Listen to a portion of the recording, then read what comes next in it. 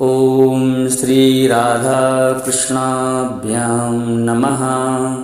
कार्तिक मास के शुक्ल पक्ष की नवमी तिथि को अक्षय नवमी, कूष्मांड नवमी, धात्री नवमी या फिर आंवला नवमी के नाम से जाना जाता है। धार्मिक दृष्टि से कार्तिक मास की इस नवमी तिथि का महत्व अक्षय तृतीया से कोई कम नहीं होता।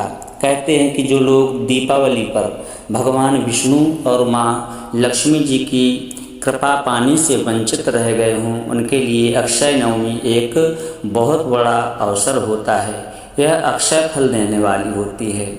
जब आप आसानी से श्री लक्ष्मी नारायण भगवान की कृपा प्राप्त कर सकते हैं। अक्षय तृतीया के समान ही अक्षय नवमी के दिन किए गए पुण्य का प्रभाव कभी क्षय नहीं होता, यानी नष्ट नहीं होता। पुण्य प्राप्ति के लिए आपको बस इतना करना है कि आंवले के पेड़ की विधि विधान से सच्ची मनोश्रद्धा के साथ में पूजा करनी है। पूजा के रूप में आंवला श्री लक्ष्मी नारायण को अर्पित करना है और आंवले को ही प्रसाद रूप में ग्रहण करना होता है। अक्षय नवमी के दिन आंवले की प्रधानता होती है, क्योंकि तुलसी और बेल दोनों के गुणों को धारण करने वाले आंवले के पेड़ पर इस दिन त्रिदेव यानी ब्रह्मा, विष्णु और महेश, साथ में त्रिदेवियाँ अर्थात देवी सरस्वती, लक्ष्मी जी और देवी पार्वती जी का वास होता है। आंवला नवमी के दिन आंवले के इस महत्व को लेकर जो कथा पुराणों में बताई गई है, उसके अनुसार आंवला भी दिव्य फल है। जैसे कि रुद्राक्ष होता है, जैसे भगवान शिव के आंसुओं से रुद्राक्ष का वृक्ष अस्तित्व में आया, उसी प्रकार ब्रह्मा जी के आंसुओं से दिव्य फल आंवले की उत्पत्ति हुई। जब ब्रह्मा जी भगवान विष्णु के ध्यान में लीन थे, तब उनके नेत्रों से अचानक भक्ति भाव से आंसू की 2 बूंदें धरती पर टपक पड़ी। ब्रह्मा जी के आंसुओं से ही आंवले का वृक्ष अर्थात कार्तिक शुक्ल नवमी तिथि को प्रकट हुआ था। इसलिए इस दिन आंवले की पूजा का विधान है। ऐसी भी मान्यता है कि इस दिन भगवान श्री कृष्ण अपनी बाल लीलाओं का त्याग करके श्री धाम वृंदावन की गलियों को छोड़कर मथुरा गए थे।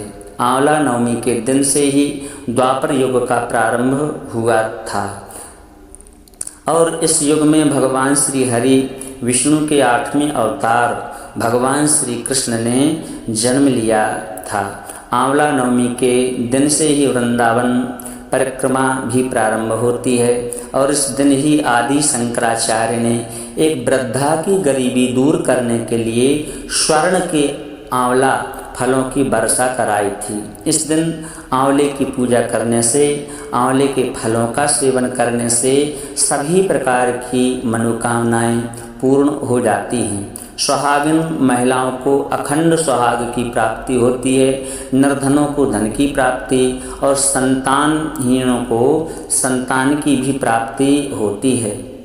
इस दिन पूजा करने के लिए आंवले के पेड़ का होना परम आवश्यक है। यदि आंवले का पेड़ ना हो तो आंवले के फल या आंवले की टहनी का भी आप पूजन कर सकते हैं। इस दिन आंवले की पूजा करने के बाद आंवला का सेवन और आंवले का ही दान करना चाहिए। पूजन शुभ मुहूर्त में किया जाता है। तो चलिए अब आपको बताते हैं कि आंवला नवमी कब है और पूजा का शुभ मुहूर्त कब से कब तक रहेगा। इस बार नवमी तिथि प्रारंभ होगी 9 नवंबर शनिवार रात्रि 10:04 से और समापन होगा 10 नवंबर रविवार को रात्रि में 9:01 पर।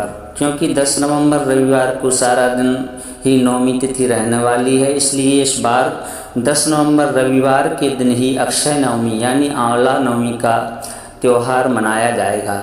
इसी दिन व्रत भी रखा जाएगा। 10 नवंबर को सूर्योदय सुबह 6:41 पर होगा और सूर्यास्त शाम को 5:39 पर। ब्राह्म मुहूर्त सुबह 5:05 से 53 मिनट तक रहेगा। अमृत काल का समय जो है वह सुबह 2:52 से 4:22 तक। अभिजित मुहूर्त जो है वह होगा सुबह 11:48 से 2:32 तक रहेगा। इस दिन धनिष्ठा नक्षत्र सुबह 10:59 तक रहेगा। बाद में शतभिषा नक्षत्र रहेगा। बहुत ही शुभ नक्षत्र होते हैं। राहु काल समय है जो वह है शाम को 4:30 से 6 बजे तक रहेगा।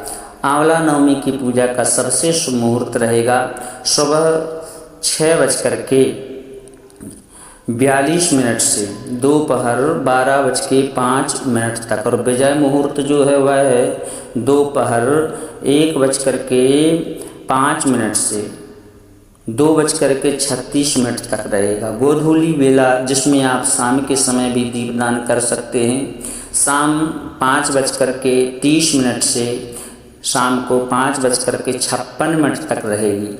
आंवला नवमी के दिन यदि आंवले के पेड़ के नीचे बैठ करके पितरों के निमित्त दान किया जाए, तर्पण किया जाए, श्राद्ध किया जाए या पितरों के नाम से इस दिन कुछ दान पुण्य किया जाए तो पितरों को भी तृप्ति मिलती है। यह थी आज की वीडियो यदि पसंद आई हो तो दिल से लाइक करें, साथ ही चैनल को सब्सक्राइब करें और कमेंट में जय श्री राधे, जय श्री कृष्ण अवश्य लिखें।